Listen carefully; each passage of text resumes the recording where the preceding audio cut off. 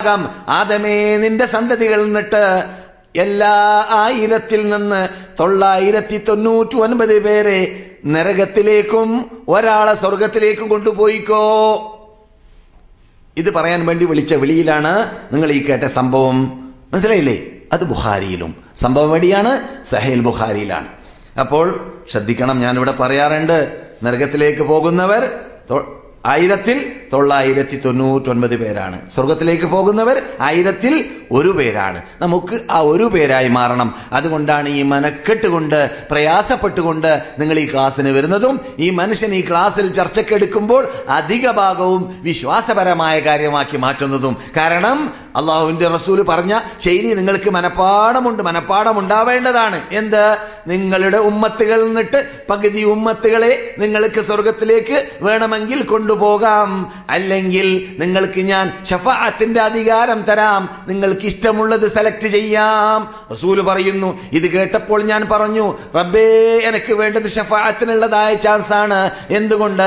കഴിവിന്റെ പരമാവധി എന്റെ ഉമ്മത്തുകൾ നിന്നിട്ട് പകുതിയല്ല അതിലും കൂടുതൽ സാധിക്കുന്നത്ര കൊണ്ടുപോകാൻ അതിലൂടെ ചാൻസ് ലഭിക്കുമെങ്കിൽ അതല്ലേ നല്ലത് എന്നത് കരുതിയും കൊണ്ട് നബിയുനാ മുഹമ്മദ് റസൂലുള്ളാഹി പറയുന്നു, ഞാൻ സെലക്ട് ചെയ്തു എന്തിനെ? ഷഫാഅത്തിന്റെ അധികാരത്തെ.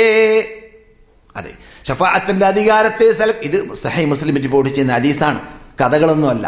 അപ്പോൾ അല്ലാഹു സുബ്ഹാനഹു വ തആല റസൂലുള്ളാഹി സ്വല്ലല്ലാഹു അലൈഹി വസല്ലമിന് വിവരം നൽകിയതനുസരിച്ചിട്ടായിരിക്കാം നബി നമ്മോട് പറയുന്നു, ആ ഷഫാഅത്ത് ലഭിക്കുന്നവരാരാണ്? എന്റെ ഉമ്മത്തുകൾ നിന്നിട്ട് ശിർക്ക് ചെയ്യാതെ അള്ളാഹനെ മാത്രം വിളിച്ച് പ്രാർത്ഥിച്ചുകൊണ്ട് ജീവിച്ച് മരിക്കുന്ന ഉമ്മത്തുകൾക്ക് മാത്രമാണ് ശിർക്ക് ചെയ്ത് മരിക്കുന്നവർക്ക് കടക്കാൻ പറ്റൂല.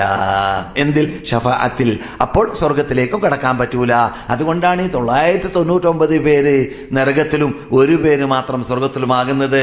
എന്താണ് കാരണം? ബഹുഭൂരിപക്ഷം ലോകത്തിൽ ജീവിക്കുന്നവര് ശിർക്ക് ചെയ്ത് ജീവിക്കുന്നവരാണ് എന്നതുകൊണ്ടാണ്. മനസ്സിലായില്ലേ? തെളിവൊന്നും വേണ്ടല്ലോ. ഇന്ന് ബഹുഭൂരിപക്ഷം ലോകത്തിൽ ക്രിസ്ത്യാനികളാണെന്ന് കൊട്ടിഘോഷിക്കുന്നു. അവരാരെയാണ് വിളിച്ച് പ്രാർത്ഥിക്കൽ? ഭൂമിയിൽ താമസിച്ച കാലഘട്ടത്തിലോ അല്ലെങ്കിൽ മരണപ്പെടുന്നതിന് മുമ്പോ ഒരു തെറ്റും ചെയ്യാത്തതായ നമ്മുടെ നേതാവായ നബിമാരിൽ ഉലുൽ അസ്മിൽപ്പെട്ട വ്യക്തിയായ നബിയുല്ലാഹി ഈസാ അലൈഹിസ്സലാമിനെയാണ് അവർ വിളിച്ച് പ്രാർത്ഥിക്കുന്നത്. ഏത്? ഈ മുറുക്കാൻ തിന്നിട്ട് തുപ്പിക്കൊണ്ടിരിക്കുന്ന മനുഷ്യനെ വിളിച്ച് പ്രാർത്ഥിക്കുന്ന ആളാണ് നമ്മുടെ നാട്ടിൽ അറിവില്ലാത്തവർ കാട്ടാറുള്ളത്. അല്ലേ? ഞാനൊരു പള്ളി ഉദ്ഘാടനത്തിന് വേണ്ടി പോയി. എന്നെ അവിടുത്തെ കമ്മിറ്റി പ്രസിഡന്റ് ക്ഷണിച്ചു.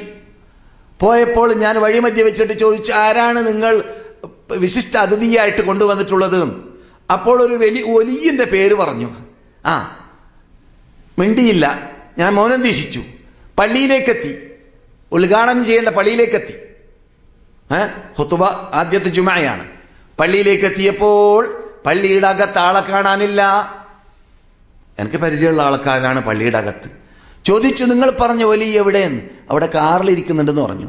ഏതായാലും കണ്ടുകളയാന്ന് വിചാരിച്ചിട്ട് ഞാൻ അപ്പോൾ വളരെ ചെറുതല്ലേ, എനിക്ക് 17.5 വയസ്സ്, 18ന്റെ താഴെ. ഞാൻ ദൈവബന്ധത്തിലേക്ക് പഠിക്കാൻ പോയിട്ടില്ല. പക്ഷെ അന്ന് ആ പള്ളി, താഴെയുള്ള പള്ളി ഞാനാ ഖതീബ്. പറഞ്ഞു വരുന്നത്, അങ്ങനെ ഞാൻ പോയി നോക്കി. അപ്പോൾ ഇതൊക്കെ സംഭവിച്ചത് നമ്മുടെ നാട്ടിൽ പഴയ കാലഘട്ടത്തിൽ തന്നെ 40 കൊല്ലം മുമ്പ് എന്നിരിക്കുമ്പോൾ ഇന്നത്തെ സ്ഥിതി പറയേണ്ടതില്ലല്ലോ.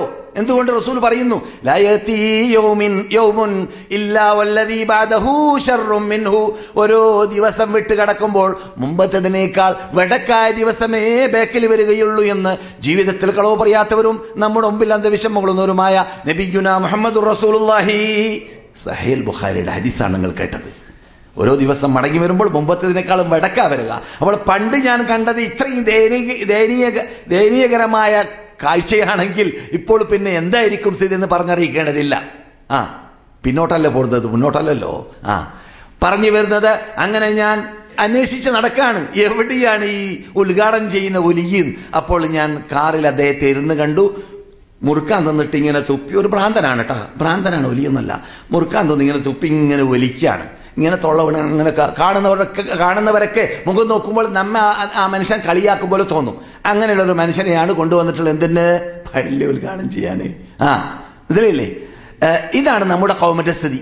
ആര് ഭ്രാന്തൻ, ആര് ബുദ്ധിയുള്ളവൻ എന്ന് മനസ്സിലാക്കാൻ പോലും പറ്റാത്തതായ ബുദ്ധി. മനസ്സിലായില്ലേ? യഥാർത്ഥത്തിൽ അള്ളാഹുലേക്ക് അടുത്തവരാണ് ഔലിയാക്കന്മാർ. അള്ളാഹ് എങ്ങനെയാ പഠിപ്പിക്കുന്നത്? അല ഇന്ന ഔലിയാ അല്ലാഹി ലാ ഖൗഫുൻ അലൈഹിം വലാ ഹും യഹ്സനൂൻ. ആരാണവർ? അല്ലദീന ആമനൂ വകാനൂ യത്തഖൂൻ. അള്ളാഹുവിന്റെ ഔലിയാക്കന്മാരെന്ന് പറഞ്ഞാൽ, അഥവാ അള്ളാഹ് കാര്യകർത്തൃത്വം ഏറ്റെടുത്ത വ്യക്തികളെന്ന് പറഞ്ഞാൽ, അഥവാ അള്ളാഹിലേക്ക് അടുത്തവരെന്ന് പറഞ്ഞാൽ, അള്ളാഹിന്റെ മിത്രന്മാരെന്ന് പറഞ്ഞാൽ ആരാണ്? അല്ലദീന ആമനൂ, കെട്ടുറപ്പുള്ള വിശ്വാസമുള്ളവരും, വകാനൂ യത്തഖൂൻ, അവരുടെ ജീവിതമാസകലം ആ വിശ്വാസത്തെ ആസ്പദമാക്കി പ്രവർത്തിച്ചവരും. അതാണ് ഈ കണ്ടത്. എന്നിട്ട് ഉദ്ഘാടനം നടന്നു. അദ്ദേഹം കാറിൽ തന്നെ ജുമയും കഴിഞ്ഞു, ഖുതുബയും കഴിഞ്ഞു. അദ്ദേഹം നിസ്കരിച്ചിട്ടില്ല. എന്താ? മൂപ്പര് ഭ്രാന്തനാണ്, മൂപ്പർക്ക് നിസ്കാരമില്ല. ഇത് എന്റെ കണ്ണുകൊണ്ട് കണ്ടതാണ്. ഞാൻ ഉദ്ഘാടനം ചെയ്യാൻ വേണ്ടി പോയ പള്ളിയിലാണ് സംഭവിച്ചത്. ഞാൻ താഴെ മീതെ എന്ന് പറയുമ്പോൾ എന്റെ നാട്ടുകാർക്ക് ഞാൻ പണ്ട് ഖത്തീബായ സ്ഥലം അറിഞ്ഞു കാണും എവിടെയാണ് സംഭവം. മനസ്സിലായില്ലേ? സുബ്ഹാനല്ലാഹ്. അല്ലാഹു ഹിദായത്തിലേക്കും സന്മാർഗത്തിലേക്കും നയിക്കട്ടെ. പറഞ്ഞു വരുന്നത്, ഈ 1999 പേര് 1999 പേര് നരകത്തിലും ഒരാൾ സ്വർഗത്തിലും. അങ്ങനെയല്ലേ നേരത്തെ നിങ്ങൾ കേട്ടതും ഞാൻ പറഞ്ഞതും? തെറ്റിപ്പോയിട്ടുണ്ടോ? 999 പേര് നരകത്തിലും ഒരാൾ സ്വർഗത്തിലും എന്ന ബുഖാരിയുടെ ഹദീസ് കേൾക്കുമ്പോൾ നമുക്ക് ഭയമില്ല. എന്തുകൊണ്ട്?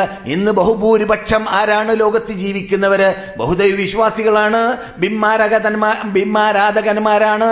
അല്ലെങ്കിൽ ഷിട്ടികളെ തന്നെ പൂജിക്കുകയാണെങ്കിൽ നബിമാരെ പോലോത്ത, ഔലിയാക്കന്മാരെ പോലോത്ത, സാലിഹ്യങ്ങളെ പോലോത്ത മഹാത്മാക്കളെ അവർ വിളിച്ച് പ്രാർത്ഥിക്കുന്നു എന്നേ പേര് പറഞ്ഞുകൊണ്ട്, ആ സഹായം തേടുന്നു എന്ന പേര് പറഞ്ഞുകൊണ്ട് അവർ അവർ ആരാധിക്കുകയാണ് ചെയ്യുന്നത് എന്നതിൽ സംശയമേ ഇല്ല. നമുക്ക് പരിചയമുള്ള, അനുഭവമുള്ള ഒരു പച്ചപരമാർത്ഥവും യാഥാർത്ഥ്യവുമാണ്. അങ്ങനെയുള്ള ഇനങ്ങളിൽ പെട്ടുപോയാൽ ശഫാഅത്തില്ല, സ്വർഗമില്ല, നരകമാണ് എന്ന് ഒന്നാമത് ഖുർആൻ തീർത്തു പറഞ്ഞതും പിന്നെ റസൂലുള്ളാഹി സ്വല്ലല്ലാഹു അലൈഹി വസല്ലം ഞാൻ നേരത്തെ സൂചിപ്പിച്ച ഹദീസിൽ പറഞ്ഞതുമായ ഭാഗമാണ്.